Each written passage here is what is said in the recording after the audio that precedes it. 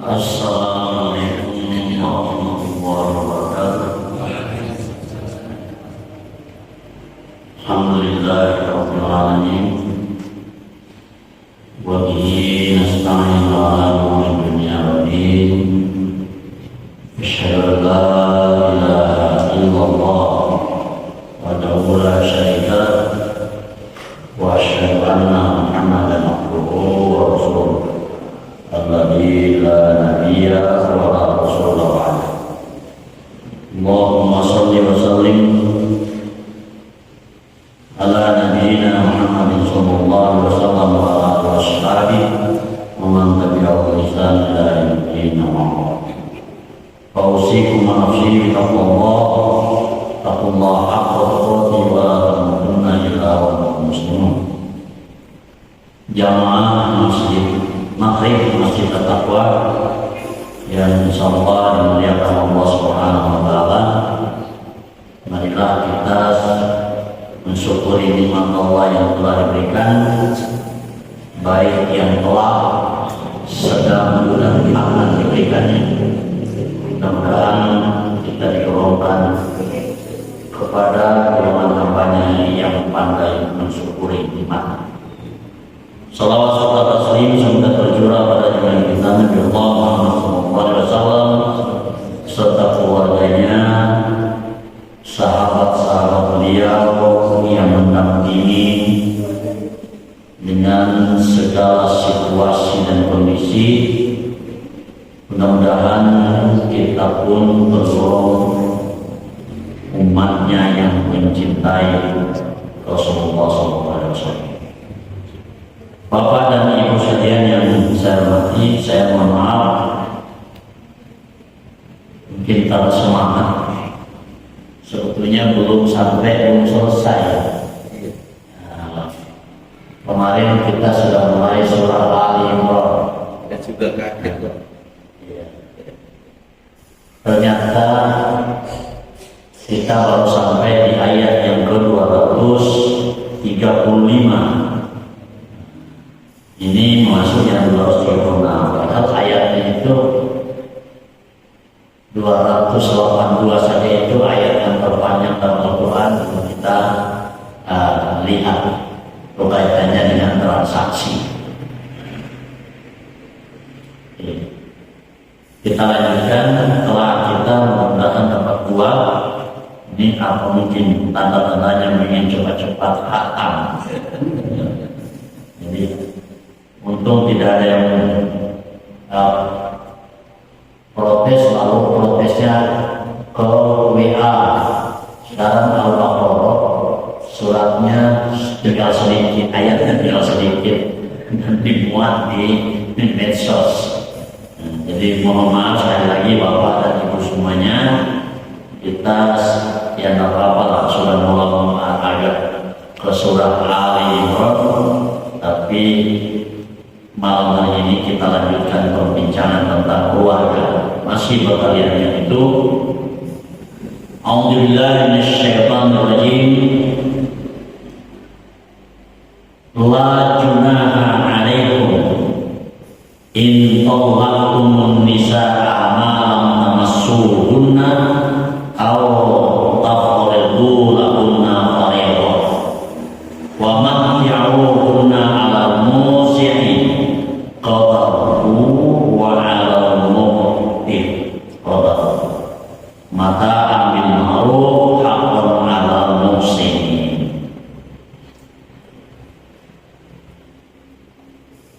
La junaha, la tidak, junaha ya, saya artikan terus berdusta, tidak berdosa. Alaikum atas kamu sekalian, in tolaqtumun nisa, bila kalian menawar istri, malam tamassuhunna,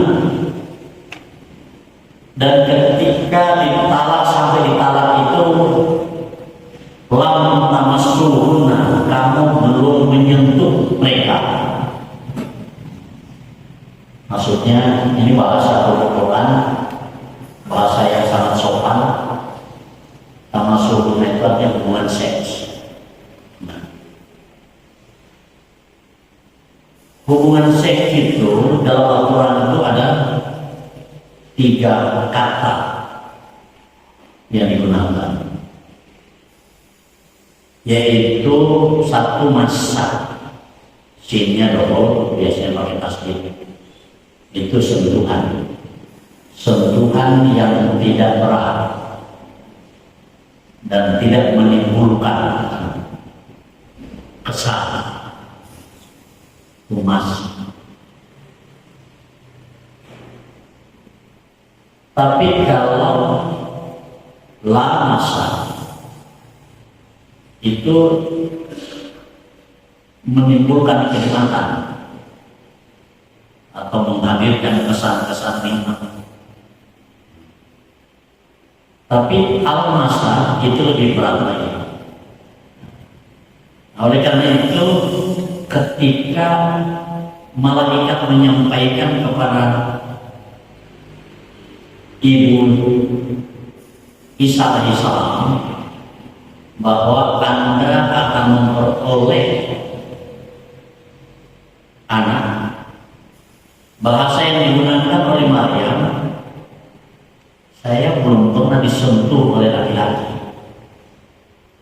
Maksudnya disentuh di situ hubungan. Lalu dicari orang yang pakar-pakarnya, kita dikasih macam-macam. Dicari-cari oleh pakar-pakar Al-Quran dan pakar bahasa. Kenapa sopan?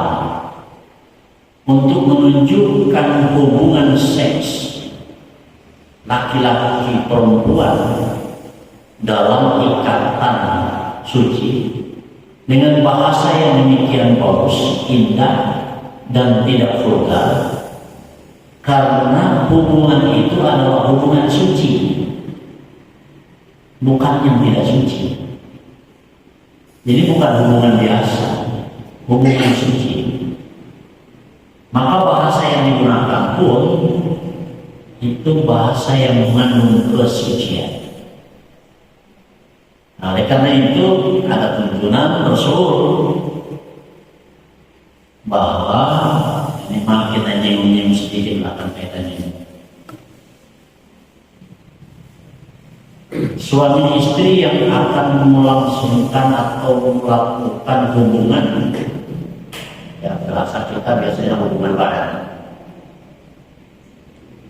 Itu kalau ada hadis yang menyatakan bahwasanya itu tidak boleh serta-merta. Tahu-tahu ya kalau bahasa guyon menggeret istrinya itu tidak boleh. Jadi mesti ada didahului oleh rasa cinta kasih. Ya kalau bahasa yang mudahnya pemanasan. Untuk membedakan dan untuk menunjukkan bahwa perbuatan amal yang mereka laksanakan setelah itu adalah dalam rangka ibadah. Maka doa pun dituntutkan. Bahkan doa karena menyangkut masalah nafsu itu saya pikir sudah hafal semua. Ikhwan lebih hafal ya. Itu menyangkut jangan sampai ada Allah menjadi setan itu supaya jauh wajah ini merusak tanah, dan setan juga dijauhkan dari rezeki yang telah diberikan oleh Allah. Ini perbuatan bukan perbuatan atau apa. Kegiatan itu bukan kegiatan yang tidak ada makan apa-apa. Jadi pakai tata cara, tidak langsung. Di apabila kamu mengalah atau menceraikan istri, sedangkan istri itu jadi cerai belum ada hubungan seks, belum disentuh, tapi sentuhnya bukan sentuh biasa ini kan, ini bahasanya begitu, bukan sentuh-sentuh. Oleh karena itu Muhammadiyah memahami yang membatalkan wudhu dengan menyentuh wanita itu adalah sentuhan yang dalam arti hubungan seks. Maka Muhammadiyah kalau tawaf sentuhan laki-laki dan perempuan tidak akan membatalkan wudhu. Walaupun kalau ada yang pakai Imam Syafi'i termasuk menyentuh itu membatalkan kalau ada nafsu. Nah, bagaimana orang mikir tawaf segala macam, mencium Ka'bah, nyerempet kan tidak mungkin lah. Jadi kalau para suami telah mengenal istri, sedangkan mereka belum melakukan hubungan malam tamassuhuna atau tafridu lahunna fariidah, atau mereka itu belum mewajibkan sesuatu pemberian kepada para istri. Fariidatan kewajiban itu wa ma'tiuhunna ala musib, dan ma'tiuhunna mereka memberikan sesuatu hadiah kepada para istri bagi orang yang musib. Dari wasa'a yasa'u itu orang yang luas, artinya luas punya kekayaan atau penghasilan segala macam.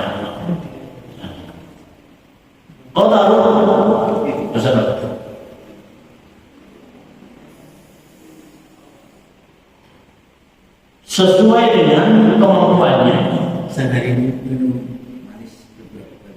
Wa alal muqtir qadahu, dan bagi yang muktir itu artinya yang tidak terlalu luas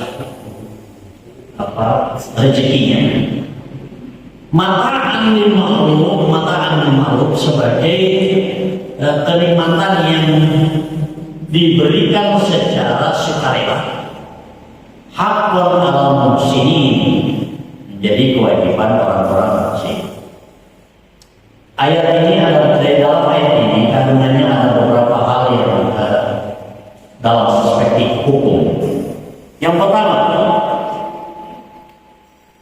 bila terjadi perceraian dan tidak atau belum terjadi hubungan badan, kita pakai istilah itu saja, maka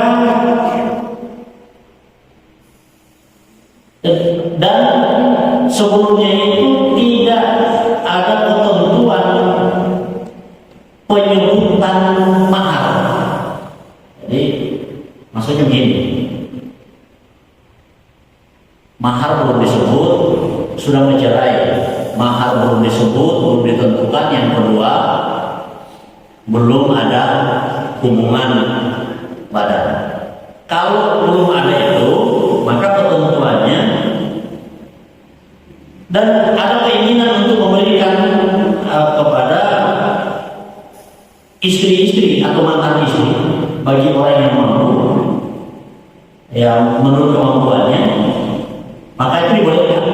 Jadi begini, yang pertama, ayat ini menunjukkan bahwa mahar itu bukan rukun ya. Jadi kalau tidak disebutkan ketika ijab kabul maharnya apa sah?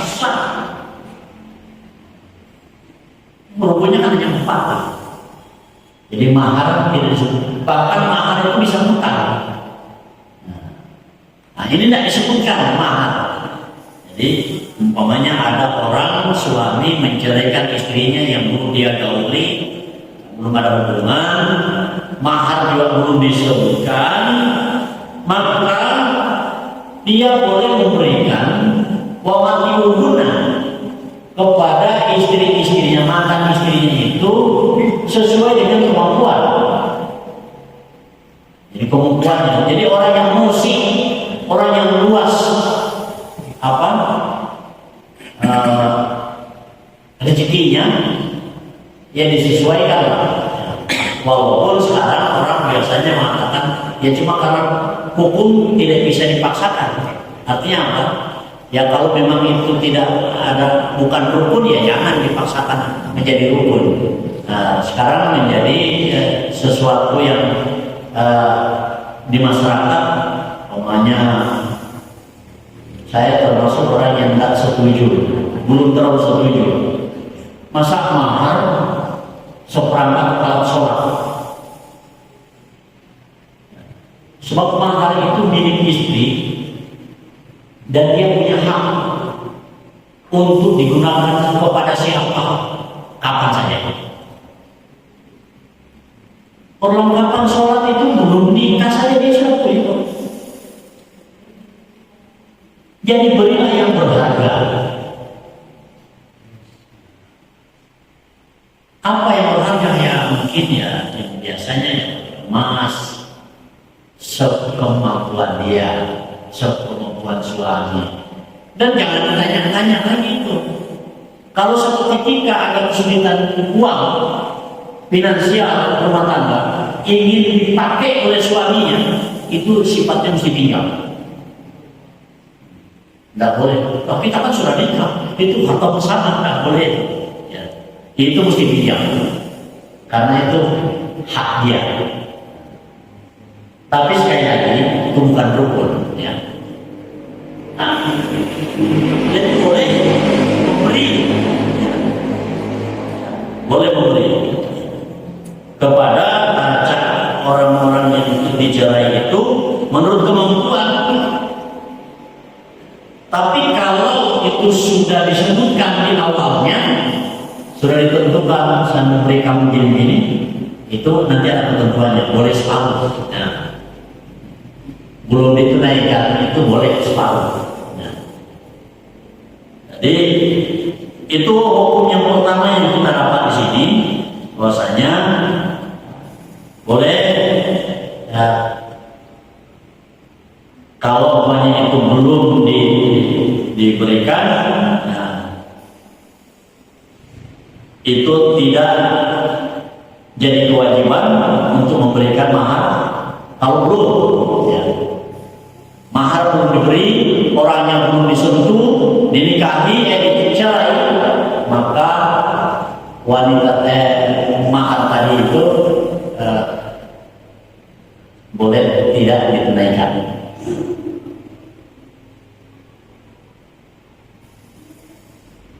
Nah, masih kaitannya dengan itu. Wa in tolaktumuna, dan kamu sekiranya wanita-wanita itu, istri-istri itu kamu cerai, min qabli an tamassuhunna, sebelum kamu melakukan hubungan, wa qad tarattum lahunna, dan telah diucapkan, dinyatakan mahar itu sudah disebutkan. Sudah diwajibkan, artinya apa diwajibkan ya disebutkan. Saya akan memberikan kamu emas 10 gram. Nah, kalau tadi itu ditalak belum bergaul, belum disentuh, ini juga belum disentuh, tapi bedanya mahar yang tadi itu juga belum disebutkan, kali ini maharnya disebutkan.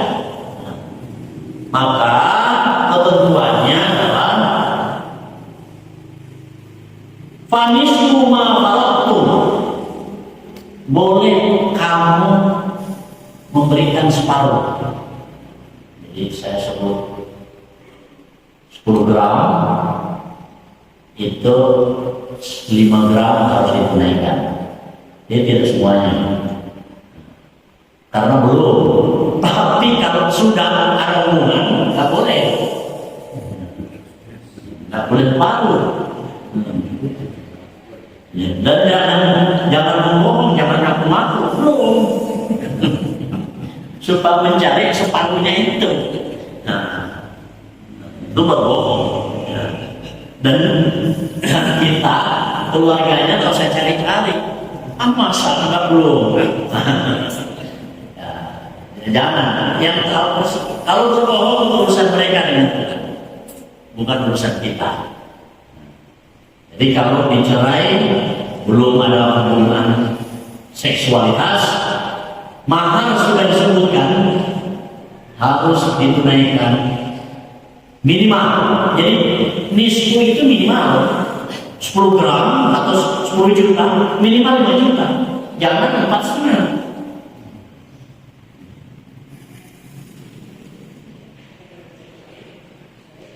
Terus ilah, nah ini catatannya rinci sekali kaitannya dengan keluarga. Ilah ayyafuna, kecuali istri atau mantan istri itu memaafkan. Memaafkan bisa dosa, atau memaafkan bisa kurang dari separuh. 10 juta, 5 juta.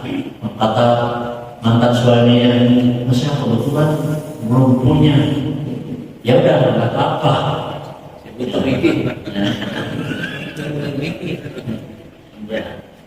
Jadi apa ya?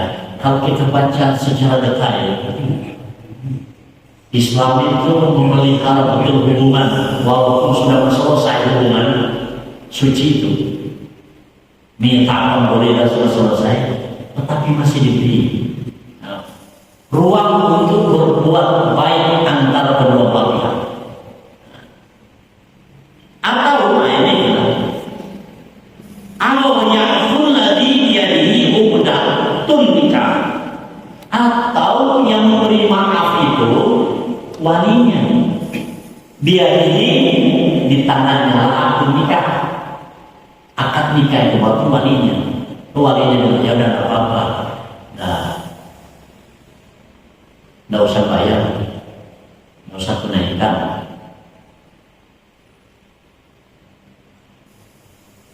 Saya membaca ayat ini mengikutnya. Hiruk pikuk kedua belah pihak kok masih ada yang memaafkan. Nggak usah. Atau mungkin saking baiknya belum bisa, ya belum bisa Pak. Namanya kata suaminya, mantan suaminya, belum bisa Pak. Ini saya juga baru mencari-cari kontrakan. Terus mantan mertuanya bilang, ya udahlah, ini tambahan untuk modal kontrakan. Kira-kira ada. Sudah membuat jengkel tetapi diberi. Jadi bisa yang memaafkan itu dua, istrinya atau walinya yang tidak menangis. Wa an-ta'fu aqrabu lit-taqwa. Nah, ini makanya, dan memberi maaf itu sifat yang sangat dekat dengan ciri-ciri ketakwaan.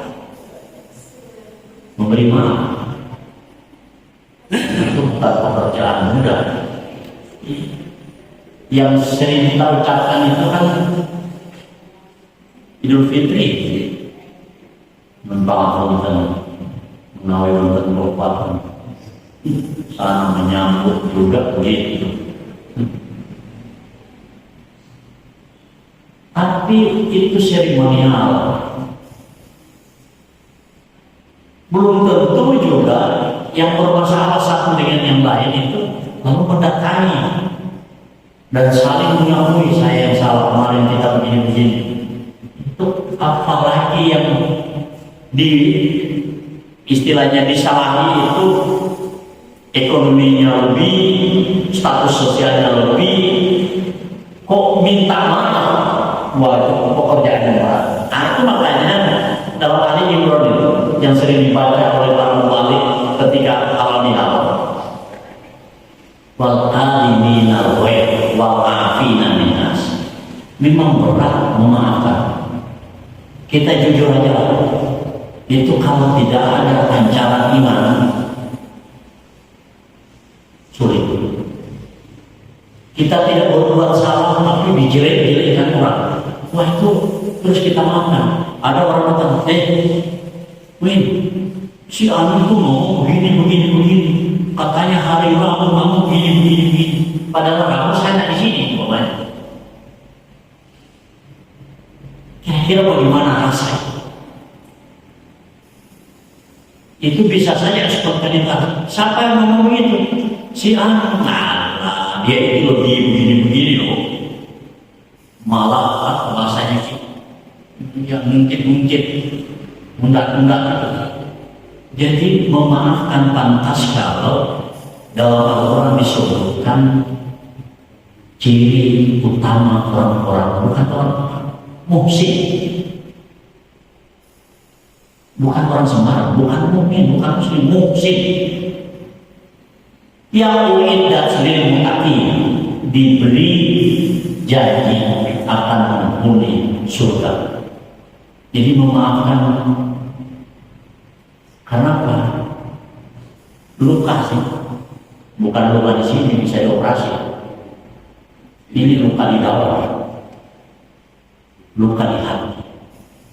Apalagi kalau harkat dan martabatnya menyebar luas dan menjadi jelek, wah itu luar biasa. Maka kalau Rasulullah SAW itu mencontohkan, itu saya tidak bisa membayangkan, tidak mungkin terjadi mungkin bagi manusia-manusia yang kadar keimanannya begitu.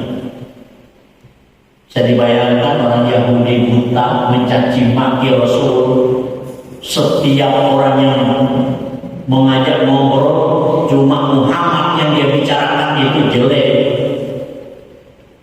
Padahal Rasulullah setiap saat akan memberi makan. Begitu Rasulullah sudah meninggal, digantikan oleh Abu Bakar memberi makanan. Tapi karena orang buta, dia tak tahu ini pergantian orang.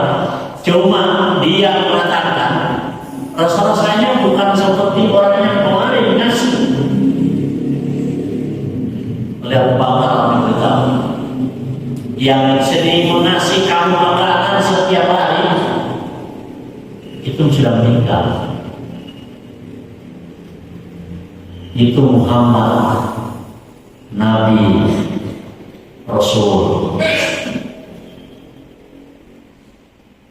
Orang Yahudi itu tersungkur menangis. Orang yang tiap hari itu dia benci, dia sebarkan keburukan yang dia alang-alang karena keburukan. Ternyata disantuni oleh manusia agung itu, jadi pantas. Wa inna Al-Quran Allah memuji, wa inna la'ala khuluqin azim. Kamu Muhammad memiliki akhlak yang demikian agung. Tidak ada salah disebarkan, diejek, dicaci. Kita saja sekarang ini kan bisa kita dengar orangnya musyafaqah itu. Kenapa?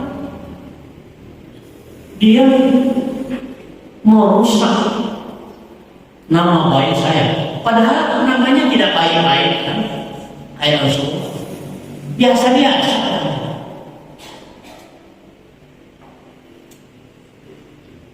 Rasulullah tidak.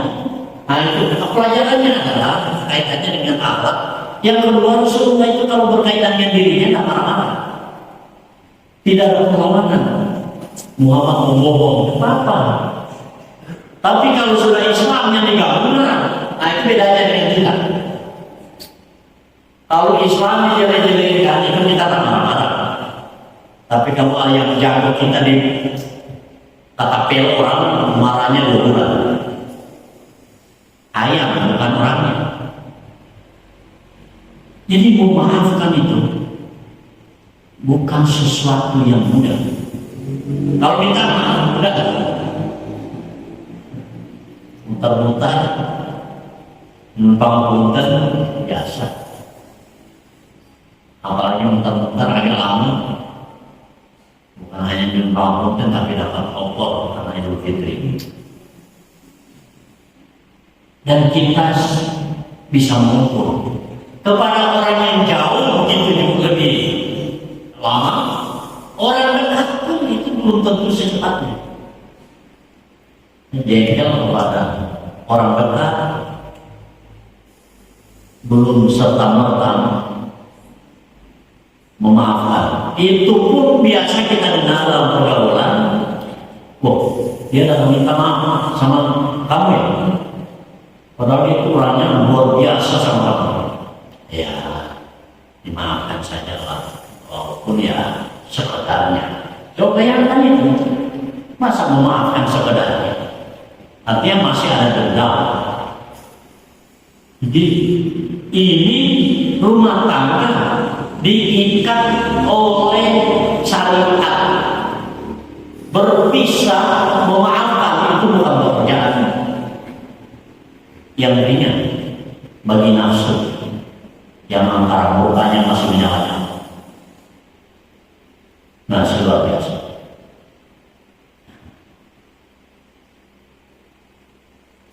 Wanzafu aqramul taqwa.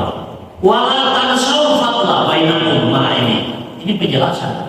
Mudah-mudahan kita nggak minta supaya bercerai, tapi ini pemberitahuan, larangan Tuhan.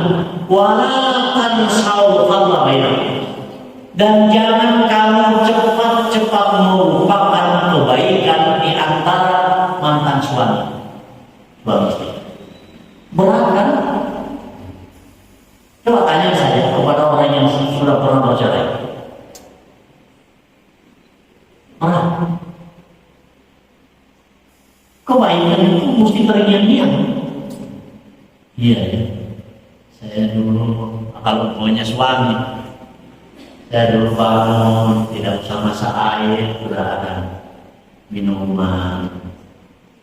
Saya, suami istri itu kalau sudah ada lama itu kan tahu saja wajah pasangannya itu diketahui isi hatinya. Oh ini ada masalah ya, suami saya pulang lain, mesti ada sesuatu.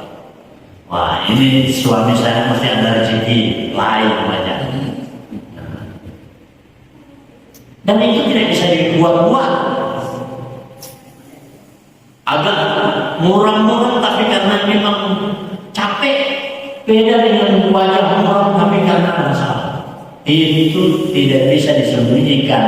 Karena itu belahan jiwa yang tahu. Maka bertawaran saudarlah. Kelebihan-kelebihan di antara kamu itu jangan sampai cepat dilupakan.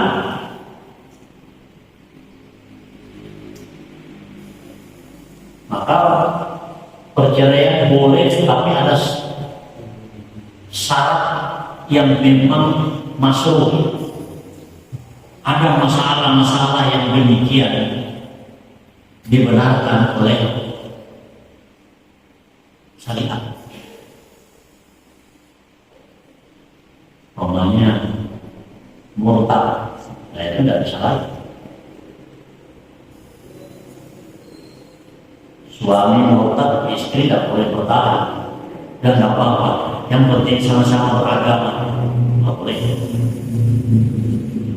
Kalau istrinya yang murtad, suaminya tetap muslim, masih diberi peluang membina ar-rijal qawwamuna 'alan nisa. Tapi kalau suami tidak boleh. Selama berkumpul maka terhitung berzina. Tidak dibenarkan.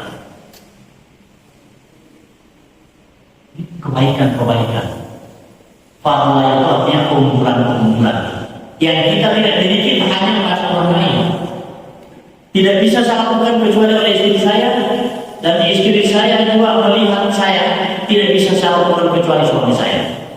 Nah, itu namanya fadlah, kelebihan-kelebihan yang tidak dimiliki oleh pasangan. Dan ketika fadlah ini ditautkan menjadi sesuatu kekuatan yang luar biasa. Innallaha bima ta'maluna basir. Sesungguhnya Allah SWT terhadap apa-apa yang kamu laksanakan Maha melihat. Apa ayat ini ditutup oleh kalimat yang indah seperti ini? Artinya apa? Yang kamu lakukan itu mesti diketahui oleh Allah, niatnya dipahami, walaupun sekiranya berbeda, tetapi niat itu mesti diketahui. Itu 2, 3, 7. Nah, kira-kira sampai di situ, sebab ayat yang 2, 3, 8 itu menyangkut sholat dan beberapa hal. Walaupun nanti di 240-an kaitannya lagi dengan masalah talak. Jadi Bapak dan Ibu sekalian yang saya hormati, banyaknya ayat-ayat tentang masalah talak ini menjadi pembelajaran bagi kita.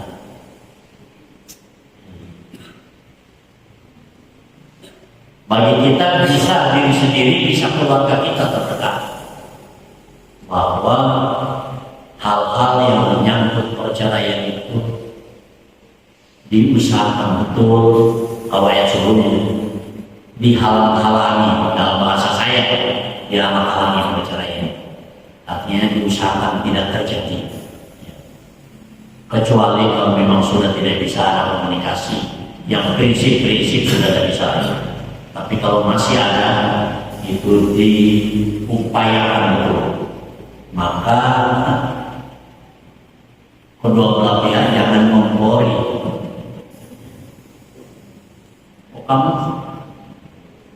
Kamu saya mencerai. Kapan?